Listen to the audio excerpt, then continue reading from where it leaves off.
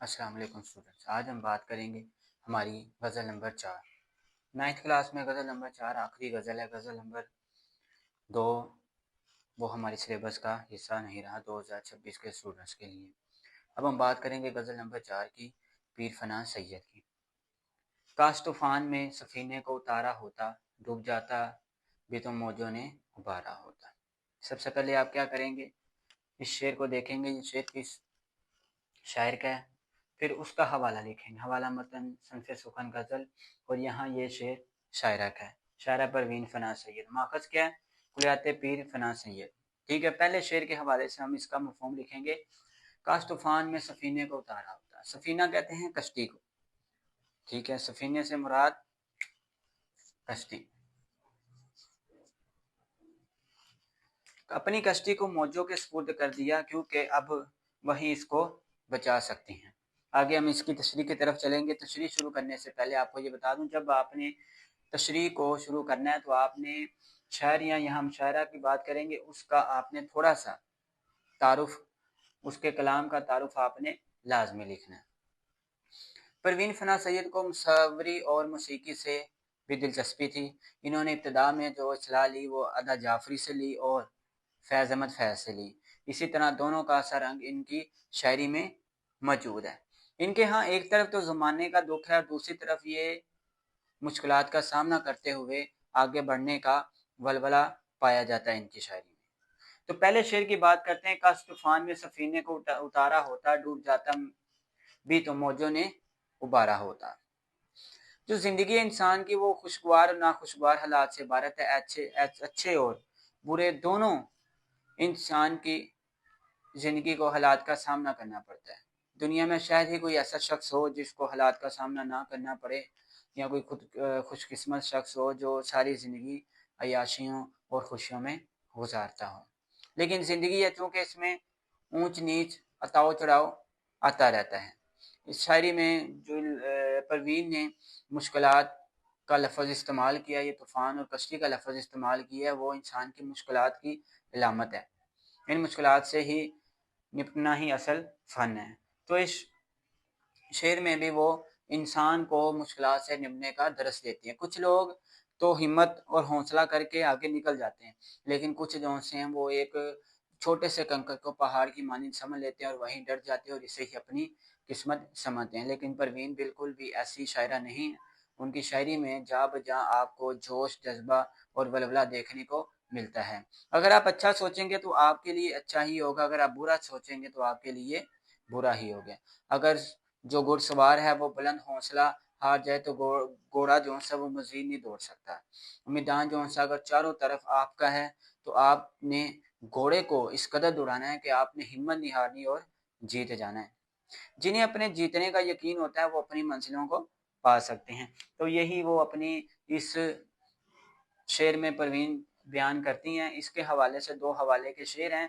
ایک ہم کو مٹا سکے یہ زمانے میں دم نہیں، ہم سے زمانہ خود ہے زمانے سے ہم نہیں۔ دوسرا شعر ہے توندی باد مخالف سے نہ گھبرائے خواب، یہ تو چلتی ہے تجھے اونچا اڑانے کے لیے۔ تو بیٹا یہ ہمارا غزل نمبر 4 کا شعر نمبر 1 تھا۔ اب ہم چلتے ہیں ہمارے شعر نمبر 2 کی جانب۔ ہم تو ساحل کا تصور بھی مٹا سکتے تھے، لبے ساحل سے جو ہلکا سا اشارہ ہوتا۔ مفہوم ہے، حالات کا سامنا کرنے کے لیے ہمت اور حوصلہ درکار ہوتا ہے۔ طریقہ کار اسی طرح آپ نے حوالہ لکھنا ہے اور پھر آپ نے شاعر کا مفہوم کے بعد آپ نے تشریح میں تھوڑا سا شاعر کا حوالہ دینا ہے۔ تو پروین فنا سید کا جو حوالہ ہے وہ آپ پہلے شعر میں دیکھ چکے ہیں کہ انہوں نے ادا جعفری اور فیض سے اصلاح لی۔ ان کا اسلوب جو ہے انہی جیسا ہے، ٹھیک ہے۔ ان کے ہاں دو، ایک تو زمانے کا دکھ اور دوسری طرف ان کا آگے بڑھنے کا ولولہ ان کی شاعری میں موجود ہے۔ جو ہمارا شعر نمبر 2 ہے، ہم تو ساحل کا تصور بھی مٹا سکتے تھے، لبے ساحل سے جو ہلکا سا اشارہ ہوتا۔ اس شعر میں شاعرہ جو ہے وہ بیان کرتی ہے کہ حالات سے انسان جب ٹکراتا ہے اور ساحل قریب آ جاتا ہے تو تب انسان کو بہت زیادہ اذیت اور تکلیف کا سامنا کرنا پڑتا ہے۔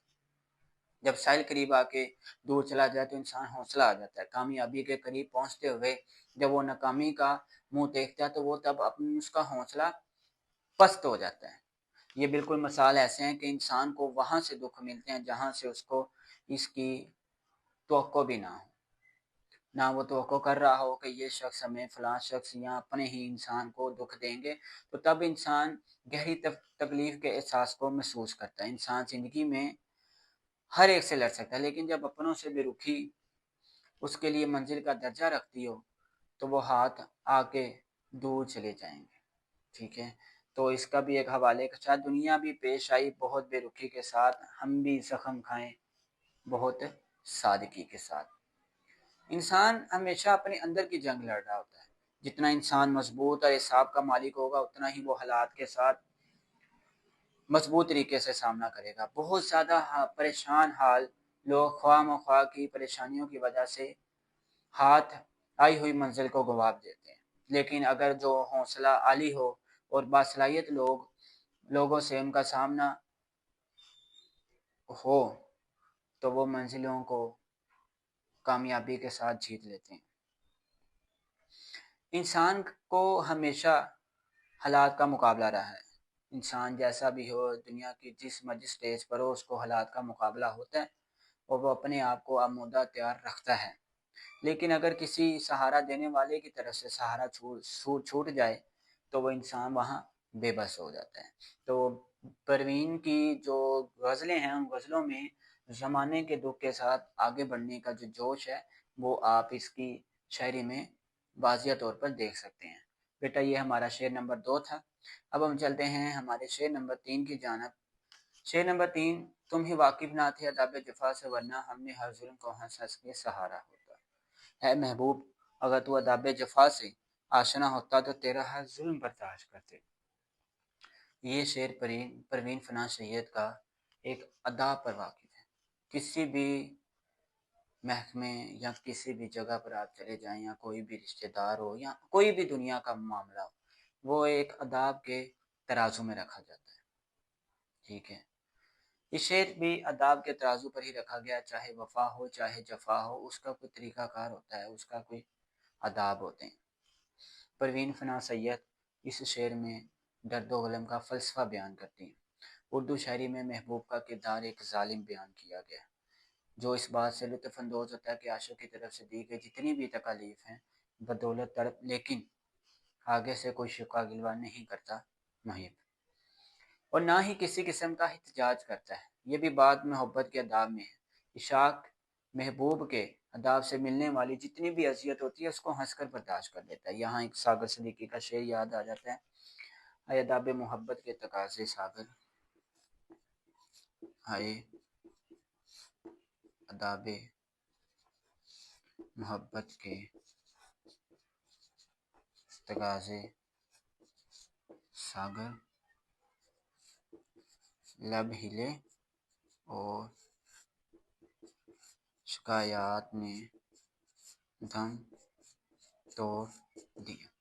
ٹھیک ہے بیٹا، پروین فنان سید آداب جفا کی گزارش کر رہی ہے کہ محبوب تمہاری طرف سے جو ملنے والے آداب تھے، جو ملنے والے جفا تھی، وہ کسی آداب کے ترازے پر نہیں تھے، کسی بھی آداب کے ترازو پر نہیں تھے، نہ ان کا کوئی طریقہ کار تھا۔ لیکن افسوس کہ محبوب تو نے تذلیل کی، بے وفائی کی، جفا سمجھ رکھا مجھے، عاشق کے لیے اس قدر ناقابل قبول ہے۔ لیکن شاعرہ یہاں کہتی ہے کہ اس کا بھی کوئی طریقہ کار ہے۔ اگر تم نے آداب جفا کے کوئی طریقے اپنائے ہوتے تو تمہارا ہر جو سا جفا ہے وہ میں کھندا پیشانی سے برداشت کرتی۔ اور کسی بھی محفل کے جو آداب ہیں وہ اگر پورے نہ کیے جائیں تو وہ محفل میں بیٹھے ہوئے لوگوں کو رسوا کر دیتے ہیں۔ یہاں اقبال کا ایک شعر ہے، وہ بھی میں لکھتا چلوں: خاموش اے دل بڑی محفل میں چلانا ٹھیک نہیں، ادب پہلا کرینہ ہے محبت کے کرینوں سے۔ ٹھیک ہے بیٹا، کہ ادب جو ہے وہ ضروری ہے۔ آپ زندگی کے کسی بھی معاملات میں ہوں، چاہے آپ محبت میں ہوں یا اعلیٰ سطح پر ہوں، جب آپ ادب نہیں کسی چیز میں رکھیں گے تو وہ بے ادبی کے مسائل میں، چاہے وہ محبت ہو، جفا ہو، وفا ہو، جو بھی ہو۔ یہ پروین شاکر کا ہم نے کیا شعر نمبر 3۔ اب ہم کوشش کرتے ہیں کہ آپ کو اس کی سمجھ آ جائے گی۔ 2 حوالے کے شعر ہیں، یہ شاعرہ کا تھوڑا سا ہلکا سا تعارف ہے جو آپ اپنی شعر کے غزل کے کسی بھی شعر میں ایزیلی لکھ سکتے ہیں۔ اس کے بعد ہم چلتے ہیں ہم شعر نمبر 4 کی جانب۔ مقدر ہے سو اس کا کیا ذکر، زہر بھی ہم کو بستے شوق گوارا ہوتا۔ مقدر کی جنگ میں انسان کو جینا پڑتا ہے، چاہے جیسے بھی غم ہو، جیسے بھی دکھ ہو، انسان کو وہ جھیلنے پڑتے ہیں۔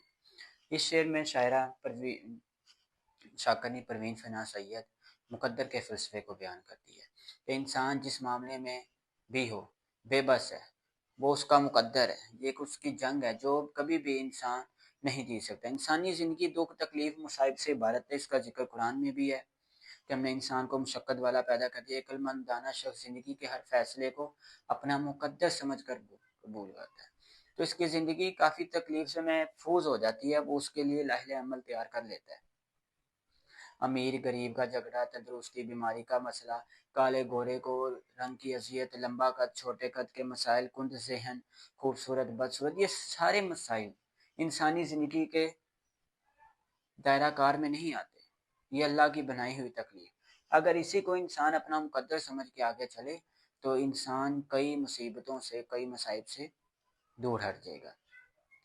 یہ دنیا میں انسان کے ہاتھ میں اپنا نفع ہے یا دوسرے کا نقصان ہے، نہ ہی وہ اس بات پر قادر ہے کہ کسی کو نقصان پہنچا دے، نہ وہ اس بات پر مائل ہے کہ کسی کو یا کسی سے چھین لے۔ جو اسے ملنا ہوتا ہے وہ مل چکا ہوتا ہے اور اس کے لیے تھا، جو اس کو ملنا ہے وہ اسی کے لیے ہوگا، کوئی اس سے چھین نہیں سکتا۔ تو شاعرہ کہتی ہے کہ اگر ہمیں زہر بھی اگر ہماری قسمت میں ہوتا تو ہم لازمی اس کو پی جاتے، یہ ہمارے مقدر کا حصہ ہے۔ تو اس پر ایک حوالے کا شعر ہے، حاصل زندگی حسد کے سوا کچھ بھی نہیں، یہ کیا نہیں وہ ہوا نہیں، یہ ملا نہیں وہ رہا نہیں۔ حاصل زندگی حسد کے سوا کچھ بھی نہیں، یہ کیا نہیں وہ ہوا نہیں، یہ ملا نہیں وہ رہا نہیں۔ تو بیٹا طریقہ کار ہمارا اسی طرح ہے۔ یہ جو شعر نمبر 4 ہے پروین فنا سید کا، اس میں وہ مقدر کے بارے میں بیان کری ہے، ایک مقدر کا فلسفہ بیان کری۔ ہمارا شعر نمبر 4 اسی طرح اختتام کو پہنچتا ہے۔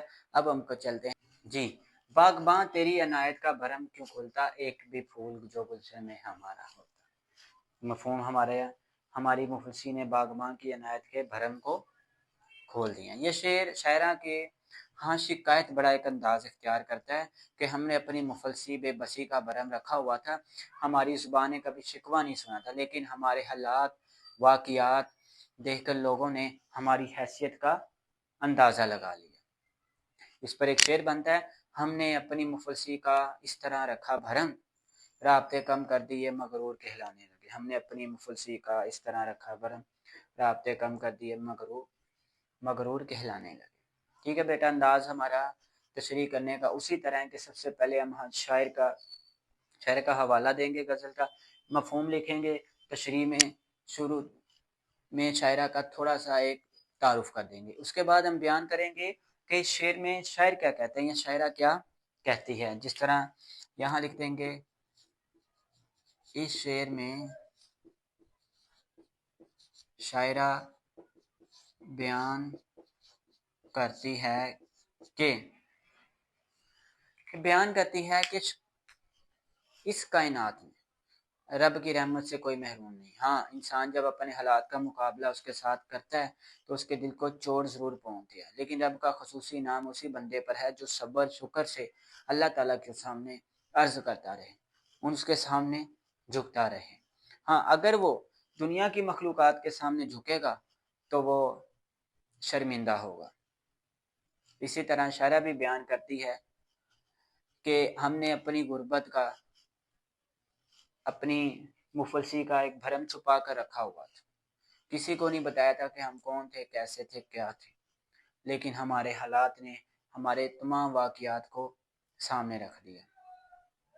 اسی طرح شاعرہ کہتی ہے کہ اللہ کے جو فیصلے ہیں، جو کام ہیں، اس پر کوئی اعتراض نہ ہو، نہ کوئی شکری والی کوئی بات ہو، نہ وہ شکوہ شکایت ہو، بلکہ صبر کے ساتھ اس کو برداشت کیا جائے۔ شاعرہ بھی اسی شعر میں بڑے خوبصورت انداز میں یہ بھی عرض کرتی ہے کہ اگر ہمارے گلشن میں بھی نعمتیں رحمتوں کے اور رزق کے اور اسباب کھلے ہوتے تو ہماری بے بسی اور غربت کا بھرم نہ کھلتا۔ یہ اس میں ایک مختصر سی تشریح ہے، اس کے بعد آپ نے حوالے کا ایک شعر ایڈ کر دینا ہے، تو بیٹا یہ آپ کا 5 نمبر شعر مکمل ہو گیا۔